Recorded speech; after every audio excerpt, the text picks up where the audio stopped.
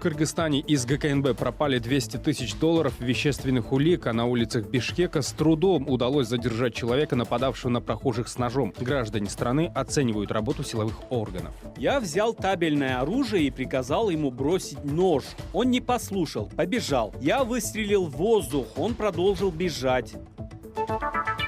Власть признает, что тюрьмы в Таджикистане далеки от совершенства, просит денег, но сколько именно их надо, не знает. Были различные проблемы в пенитенциарной системе. Это побеги осужденных, бунт, кровавый бунт осужденных, а также отравление осужденных. Эти проблемы привели именно к серьезному пересмотру государственной политики.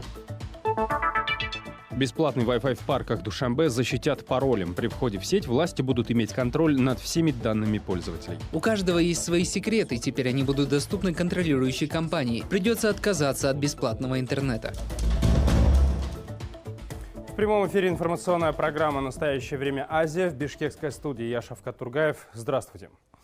Из вещдоков уголовного дела, которое расследовал Госкомитет нацбезопасности Кыргызстана, пропали 200 тысяч долларов, заявил отец бывшего сотрудника прокуратуры Акмат Чалбаев.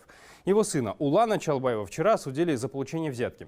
Деньги, которые чекисты нашли у него в кабинете почти 2 года назад, по словам отца Чалбаева, давно проиграл в казино один из следователей ГКНБ. В самом ГКНБ говорят, что все это время 200 тысяч хранились в сейфе, а недавно их якобы передали государству. Так где действительно находятся эти деньги и могут ли сотрудники ГКНБ присваивать себе вещественные доказательства в виде машин, золота, денег и даже домов? Джибек Бегалиева разбиралась в деле.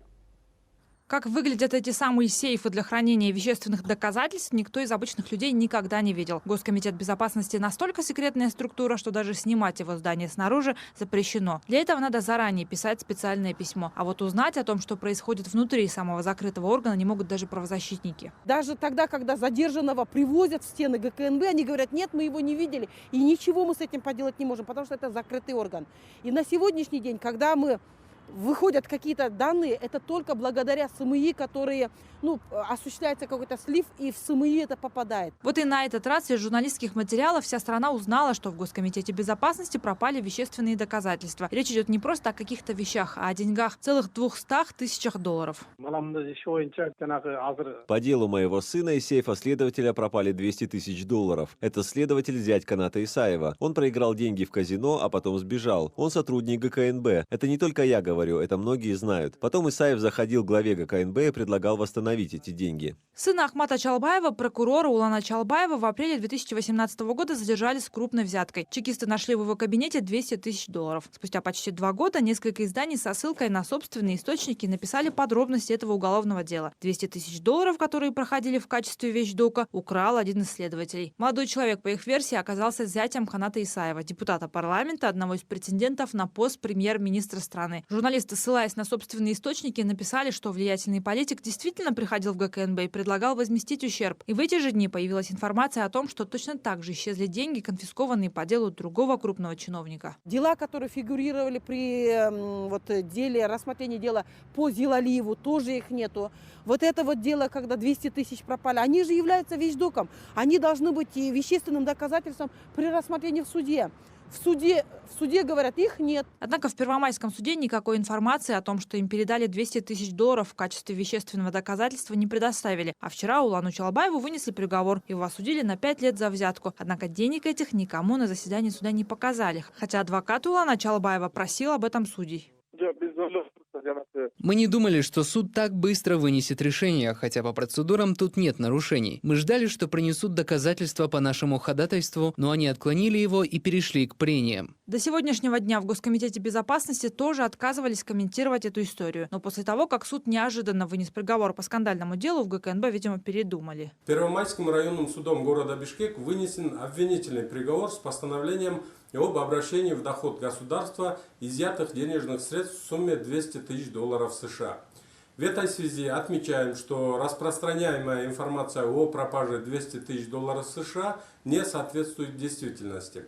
Полагаем, что ситуацию искусственно создали и намеренно раскачивают в целях дискредитации Госкомитета и деятельности органов национальной безопасности в глазах общественности. Но множество вопросов по этому делу все равно остаются открытыми. Почему бытовое, как между собой называют милиционеры, дело взятки рассматривали почти 2 года? И почему его материалы сразу засекретили, хотя в уголовном деле не было речи о гостайне или изнасиловании, а именно в таких случаях УПК предусматривает закрытый режим рассмотрения. Тюбек Бегалиева, Азат Интумаков. В настоящее время Азия, Бишкек, Кыргызстан.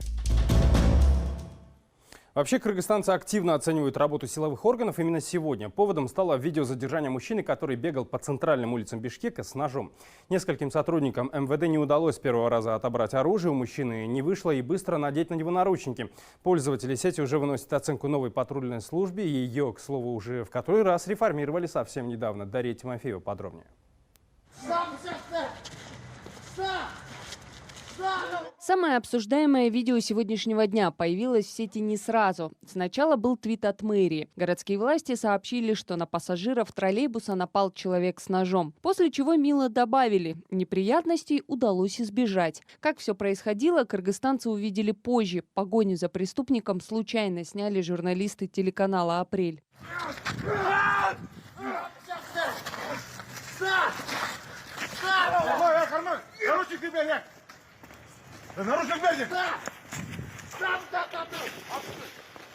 Непрофессиональные. Так в интернете мягко назвали действия сотрудников правоохранительных органов. На видео разглядели якобы замминистра МВД. Уверяли, работой своих подчиненных недоволен даже он. На видео были слышны его крики о том, что нельзя так работать. По всей видимости, он крайне возмущен растерянностью своих подопечных, которые откровенно струсили, увидев мужчину с ножом. Один из патрульных оголил табельное оружие, но от испуга не выкрикнул «буду стрелять» или что-то в этом роде. На следующих кадрах видно, как человек, действительно похожий на замминистра, полковника Розалиева, активно участвует в задержании. С возмущением раздает указания сотрудникам патрульной службы.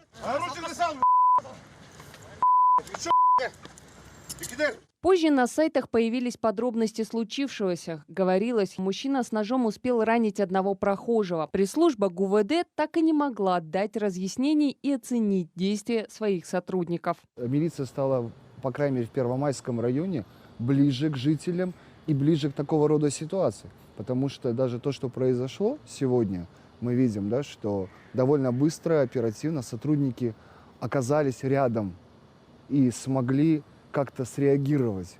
Другое дело, что да, им не хватило, конечно, профессионализма и решительности для того, чтобы быстро решить эту ситуацию. В районе 7 вечера в милиции все же созрела окончательная версия произошедшего. К этому времени подготовили даже интервью очевидцев и участников задержания.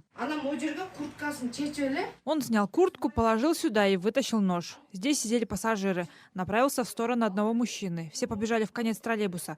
Я остановилась, увидела милиционеров, сказала им, что тут пассажир с ножом. Открыла дверь, и они зашли. Парень бросился на них с ножом и побежал.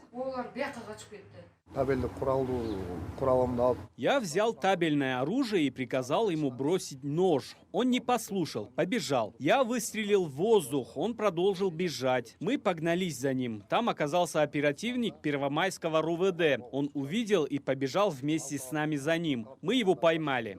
Замминистра действительно был на месте происшествия, а вот личность нападавшего выясняется. Его доставили в отделение милиции без документов. Представился 27-летним уроженцем Чуйской области. Пользователи сети говорят о нем как об известном городском сумасшедшем, который ранее уже проявлял агрессию на улицах столицы. Дарья Тимофеева, Самат Алышбаев. В настоящее время Азия, Кыргызстан, Бишкек. Двое агрессивных парней кошмарят таксистов на стоянке рынка в городе Коканд в Узбекистане. Они вымогают с лицензированных таксистов деньги за посадку людей на своей территории. В распоряжении узбекской службы радио «Свобода» Озодлик оказалось видео с молодыми рэкетирами. На кадрах двое парней требуют 5000 сумов, это примерно $50, с водителя такси, который пытается забрать клиентов с базара. Рэкетиры угрожают таксисту, что в противном случае не выпустят его из территории рынка. За кадром слышится голос водителя, который объясняет парням, что сейчас у него нет денег и что он заплатит им в следующий раз. Но ему отвечают, что если не заплатит, просто не тронется. Местные извозчики называют парней мафиозной группировкой и утверждают, что они там действуют уже как минимум 2 года. Парни вначале требовали из таксистов по 2000 сумов, а сейчас подняли ставку до 5000. При этом никаких чеков они не выдают. Водители жалуются, что их многократные обращения к местным властям никаких результатов не дали, а правоохранительные органы на подобные действия просто закрывают глаза. Не ваше дело, что я беру 5000. Не вмешивайтесь, я с вас деньги требовал, что ли? Ну нет сейчас у меня с собой денег. Высаживай людей. Никто не выйдет отсюда. Эй, Азизака, высаживай людей. Не повезешь их. Никто не повезет. Понял меня? Я не должен слышать от твоих клиентов упреки. Редакция «Радио Озодлик» обратилась в Каканский городской отдел внутренних дел, чтобы узнать о правомерности действий хозяев пятака. Однако там заявили, что впервые слышат о собирающих долю с таксистов парнях. С аналогичным вопросом наши коллеги обратились и в городадминистрацию. Там после просмотра видеозаписи сказали, что муниципалитет, органы внутренних дел и налоговая инспекция приступили к совместному изучению вопроса и обещали известить о результатах проверки.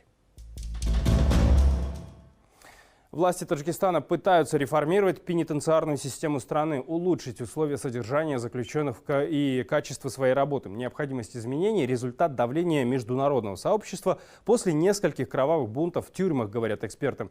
Но денег на реформы нет, нужна помощь международных финансовых доноров. Правда, в правительстве пока не знают, какие суммы нужны. В эти дни проходит первый пенитенциарный форум Таджикистана, и наш корреспондент Анушервон Арипов там побывал.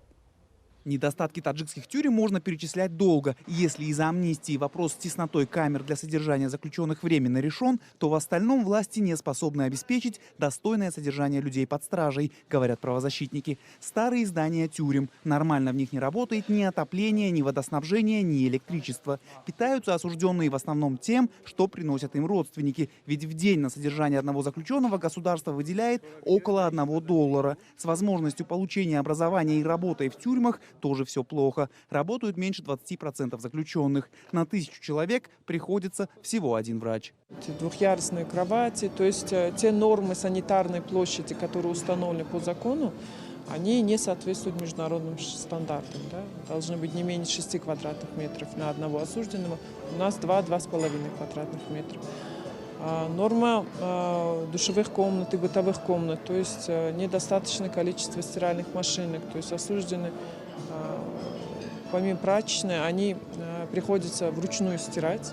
Сажать сажают, а вот обеспечить не могут. И в руководстве тюрем страны не отрицают этот факт. Правда, говорят, что потихоньку самостоятельно решают самые простые бытовые проблемы. Полностью мы не можем обеспечить осужденных продуктами питания, это правильно, но в каком-то мере мы хотим помочь им, создаем отдельные фермы, птицефабрики, теплицы, которые вы видели здесь.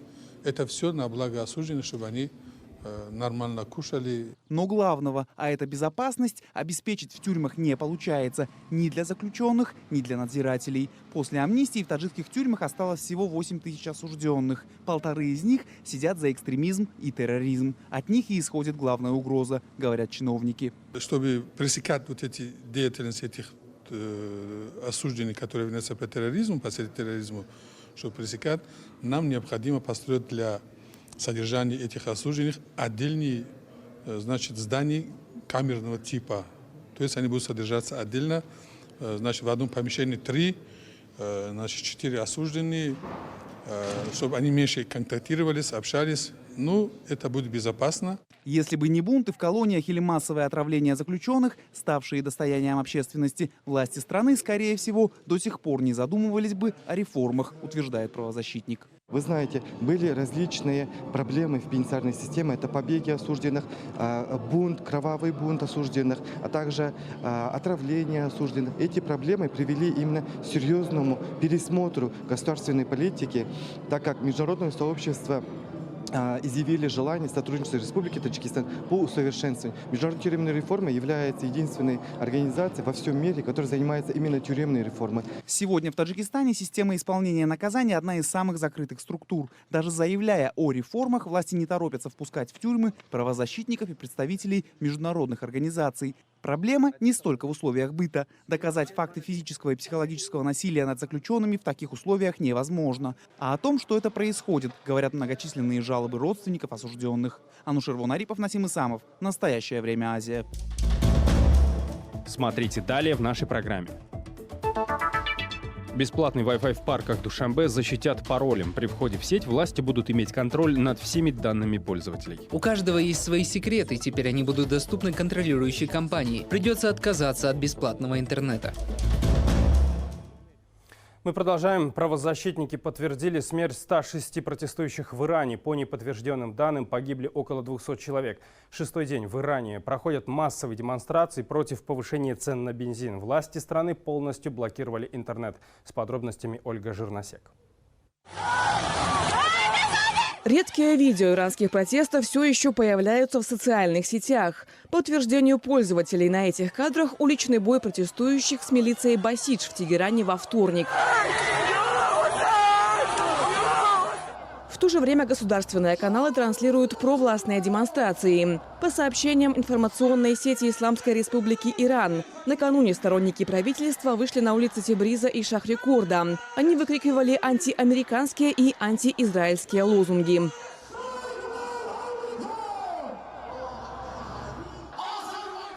Протесты начались в прошлую пятницу и охватили большинство крупных городов Ирана. Демонстранты выступают против решения властей повысить цены на бензин и ввести квоты на его покупку на фоне экономического кризиса в стране. Правозащитная организация Amnesty International сообщила, что за 3 дня протестов погибли как минимум 106 протестующих.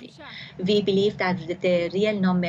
считаем, что реальное число может быть намного выше, учитывая тотальную или почти тотальную блокировку интернета. Многие не могут сообщить о потере своих близких. Мы также получили из Ирана свидетельства и подтвержденные видеозаписи, как силы безопасности используют боевые патроны, слезоточивый газ и водяные пушки против демонстрантов.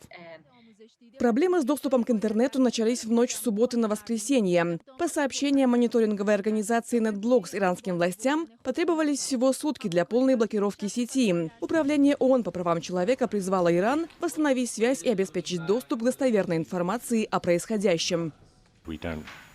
Мы не знаем масштабов убийств и ранений, но все явно очень серьезно и происходит во многих регионах страны. Это наводит на мысль, что непосредственным поводом для протеста является не просто повышение цен на топливо, а нечто гораздо более глубокое – проблемы, существующие в стране.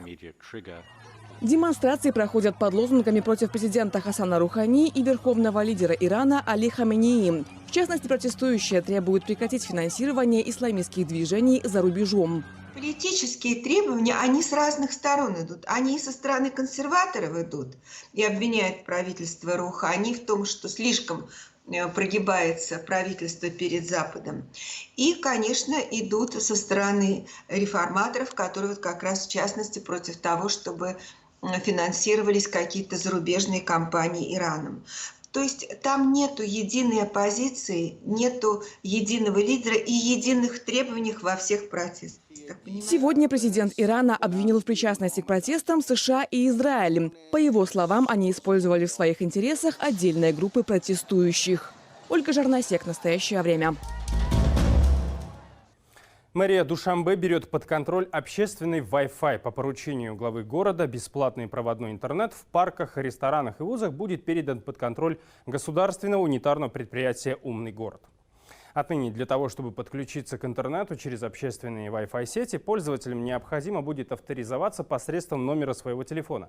Власть уверяет, что это решение направлено на защиту информационной безопасности и обеспечение безопасности граждан. Однако подобное объяснение некоторых горожан не удовлетворило. Они опасаются, что специалисты компании «Умный город» получат доступ к их личным данным. Не лучше ли оставить доступ свободным? Например, если я буду получать какие-то фотографии, они же будут доступны админам сети. У каждого есть свои секреты, теперь они будут доступны контролирующей компании. Придется отказаться от бесплатного интернета. В других местах интернет дорогой, поэтому мы вынуждены приходить сюда и пользоваться бесплатным интернетом. Даже если будут контролировать сеть, другого выбора у меня нет. Буду продолжать пользоваться. В руководстве госпредприятия «Умный город» опасения горожан считают излишними. По их словам, система авторизации при подключении к общественному Wi-Fi существует в развитых странах и соответствует международным стандартам. Для того, чтобы разобраться в этом вопросе, мы обратились к главе общественной организации «Гражданская инициатива политики интернет» Мухаммадали Ибадулоеву. Он объяснил, как система авторизации работает в других странах.